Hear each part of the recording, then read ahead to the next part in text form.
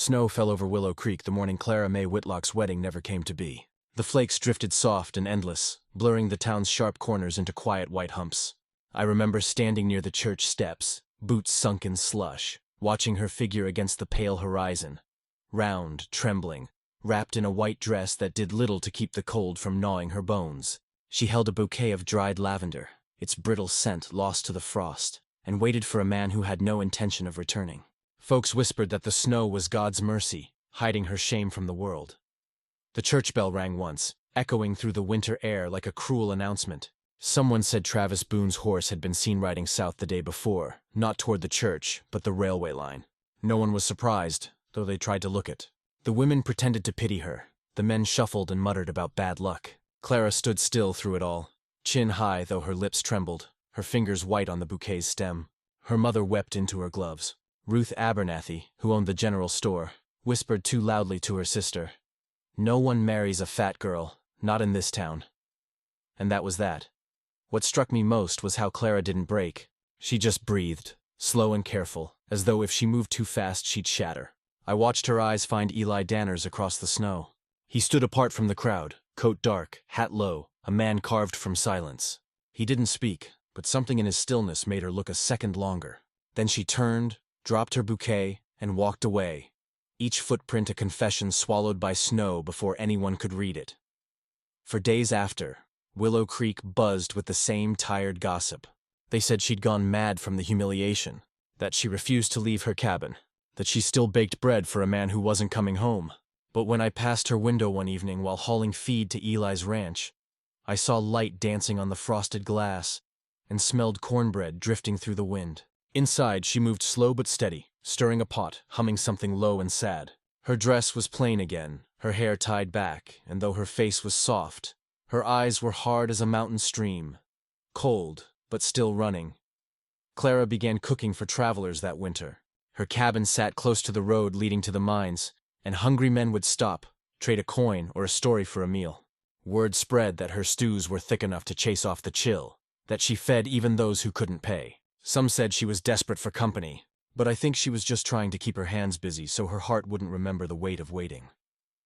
One night I stopped by with a sack of flour from Eli's ranch. She met me at the door with that same quiet dignity, her cheeks red from the fire. "You'll freeze out there," she said, ushering me in. The cabin was small but warm, lit by lamplight and the smell of biscuits browning in the oven.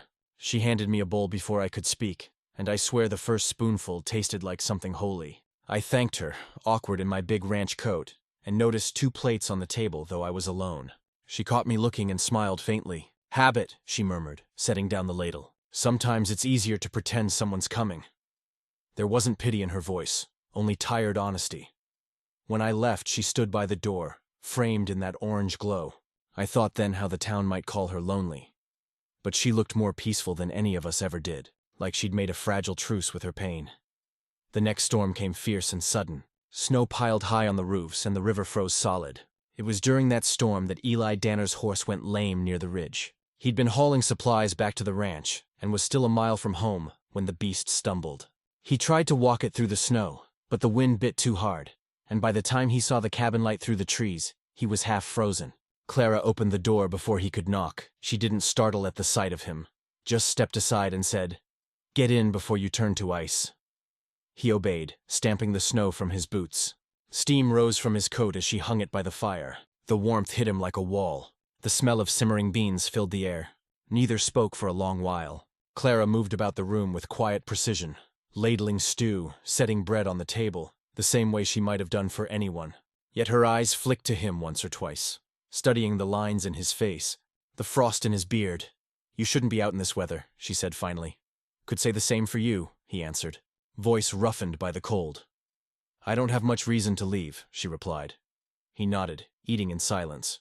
Every sound, the clink of the spoon, the hiss of the fire, seemed to echo louder than words. At last she spoke again, quieter this time, a wisp of humor threading her voice. "They say a fat woman's good for keeping warm. Guess I found one useful thing after all." Eli looked up. His eyes, usually guarded, softened. "Seems to me warmth's hard to come by in this world," he said. "You best keep yours." That moment stretched thin, like a string pulled tight. Something unspoken passed between them. Recognition, maybe, or relief. Not love, not yet. Just two lonely souls sharing heat in a winter that had taken too much from both. When the storm eased, he thanked her and rose to leave. She handed him his hat, still warm from the hearth. "Don't let the road swallow you," she said. He gave a half-smile that reached his eyes for the first time in years. "Not tonight." Then he stepped into the snow. I saw him ride past the ranch near dawn, his coat still steaming, his face unreadable. But as he looked back once toward the cabin's faint glow, I knew something had shifted. That morning, the town woke to another gray day, another stretch of endless cold. The gossip had moved on to someone else's misfortune, as it always did. But I couldn't stop thinking about the woman who had once stood in white lace before the church, her heart cracked open for the world to see, and who now stood at her own door, ladle in hand, offering warmth to whoever needed it. Sometimes people think survival is a loud thing, a fight, a declaration, a scream. But watching Clara that winter, I learned it's quieter than that. It's the sound of bread rising in the oven. It's the hush between two strangers when neither knows what to say, but both stay anyway. When spring came, you could still see her footprints by the cabin door, frozen deep where she'd watched Eli disappear into the storm. And though no one in town spoke kindly of her name yet, I like to think that was the first thaw of something new. Because even from afar, there was a different kind of waiting in her eyes. Not the foolish waiting of a girl for love that never came, but the patient kind that comes when you've learned your worth and no longer beg the world to see it. Years later, when I pass that stretch of land in my mind, I can still see her standing there in the snow. Light spilling from the window behind her, smoke curling up into the pale morning sky. That image has never left me. The way she looked not at what had gone, but at what might still arrive. And though she didn't know it yet, she was already halfway home to the life that would change everything. Winter lingered longer than anyone expected that year, stretching its fingers deep into the bones of Willow Creek. The snow never quite melted, just softened into a weary gray that clung to roofs and hearts alike. Yet at Eli Danner's ranch, there was something new in the air. Warmth that wasn't from the fire. I saw it first in the way he began bringing extra supplies into town, things no bachelor rancher ever bothered with. Sugar, ribbons, jars of preserves. He claimed it was for the ranch hands, but everyone knew better.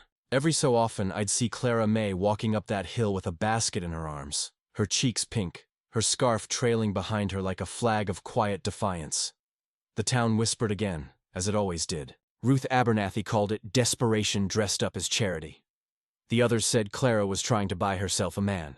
Yet those who saw her at the ranch, moving between the kitchen and the barn, knew better. She wasn't chasing anyone. She was simply living, and for the first time, the living suited her.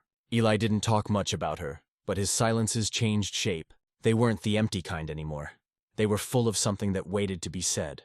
When I worked the fields, I'd sometimes glance toward the porch and see them in the distance. She'd be kneading dough, sleeves rolled to her elbows, and he'd be stacking wood, his gaze flicking to her now and again like a man keeping time by the sight of her. There was no hand-holding, no sweet declarations, just shared space, the kind that grows heavier with meaning each day. A few times I caught them laughing, Eli's laugh rusty from disuse, Clara's soft and unsure, as though she wasn't yet convinced she deserved joy. Then came the night of the fire. The storm that evening was loud and restless, the kind that makes even the earth seem uneasy. Wind clawed through the shutters, and the horses in the barn grew skittish. Eli had gone out to check the lanterns after supper, leaving Clara by the stove, humming low as she stirred the stew. I was staying in the bunkhouse when the first shout cut through the wind. By the time we rushed outside, orange light was leaping against the sky. The barn was aflame, flames roaring up its sides like a beast awakened. Eli was already running toward it, shouting for water, for help, for anything. But before anyone could move, Clara tore past us barefoot in her nightdress, snow slicing at her feet. "The horses!" she cried, her voice carrying over the storm. I tried to grab her arm, but she was already through the smoke before sense could catch her. The wind howled as the roof crackled, sparks flying like fireflies gone mad. Inside the barn, the air was thick and choking. I could see shadows thrashing, horses kicking against their stalls. Eli plunged in after her, his coat catching fire at the edges. He found her near the back, struggling to free the last mare. The animal reared, terrified, and Clara held her ground, murmuring soft words no one could hear over the chaos. Eli threw his coat over the horse's head, guiding it out, then turned toward her just as a beam split and fell. He covered her with his arms, the impact driving them both to the ground. For a moment I thought they'd never rise again, but somehow they stumbled out, her coughing, his shoulders scorched, the fire lighting the snow around them in a terrible, beautiful glow. The barn collapsed not long after, the blaze roaring its final protest before sinking into embers. Snow began to fall again, heavy and silent, smothering the ruin. Clara knelt in the snow beside Eli, pressing her trembling hands to his burned arm.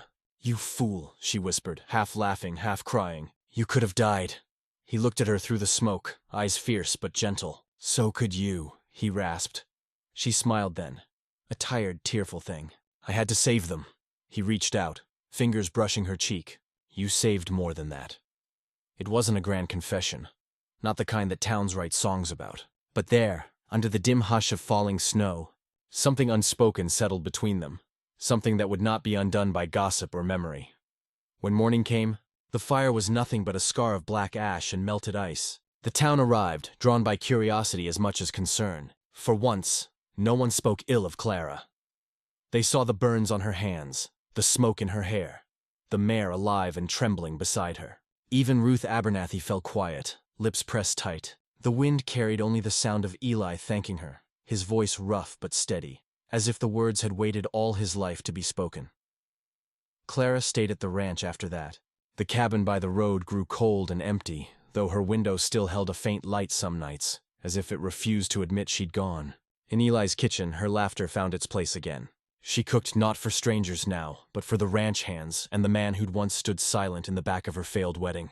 They said he was different after the fire, softer, quicker to smile. Some nights, when the moon hung low, you could see them sitting on the porch together, neither talking, just listening to the wind settle between the pines. I remember one of those nights well. I'd stopped by to drop off supplies and found Eli sitting by her side. The firelight from inside the house brushed their faces gold. She teased him about burning his coat again. He replied that he'd do it twice over if it meant she'd keep looking at him that way. The words came slow, but they landed true. For a long while, neither spoke. Then Clara said softly, "No one marries a fat girl, sir. But I can cook." The air stilled, waiting. Eli turned to her, his gaze unwavering. "Then marry me," he said, "and I'll never go hungry again." She stared at him, half disbelieving. "You mean that?" "I do," he answered simply. "I've had enough of cold winters." Tears welled in her eyes, but she didn't hide them. "You know what they'll say." He gave a faint smile. "They've said worse. Let them." And for the first time, she laughed without shame. It was a bright, unguarded sound, the kind that warms a place long after it fades. The wedding was small, just the way they wanted. No church bells, no crowd, no gossip. Only a handful of us stood by as they exchanged vows on the porch of the ranch. Snowflakes resting like lace in her hair. She wore no veil this time, only a simple blue shawl. When Eli kissed her hand, the world seemed to hold its breath. It wasn't a fairy tale, not the kind folks write about, but it was real, and that made it better.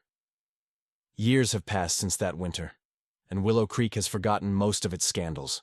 The barn's rebuilt, the ranch thrives, and every traveler who passes through gets a meal from Clara's kitchen. They say her biscuits could mend a broken heart, and that she always keeps the fire burning, no matter how warm the day. Children who never knew her story think of her only as Miss Clara, the kind woman who smells like cinnamon and fresh bread. But I remember the girl who stood in the snow, her heart breaking quietly beneath the world's laughter. I remember how she faced her loneliness head-on and found grace within it. And I remember the rancher who looked at her once, saw not what the town saw, and never looked away again. Sometimes I ride past that hill in my mind, where the wind hums through the fence posts and the smell of wood smoke still lingers. The world keeps turning, fast and cruel, but that story stays still in my memory, soft as a winter hymn. If there's one thing I've learned, it's this. Some people will measure your worth in what they can see, but the right soul, when they come along, they'll measure it by what you give, what you endure, what you keep burning even when the snow tries to smother it. Beauty isn't the lace you wear or the eyes that notice you. It's the quiet way you keep setting two plates, even when you're eating alone. And so, when I tell this tale by the fire, I always end the same way. If anyone tells you you're not enough, don't argue. Just keep your fire going. The ones meant for you will find their way through the cold. That winter changed Willow Creek. But more than that, it changed the meaning of warmth. If this story found its way to your heart, then stay close a while longer. There are more Wild West tales yet to be told. Don't forget to subscribe, partner, because the next one might just warm you too.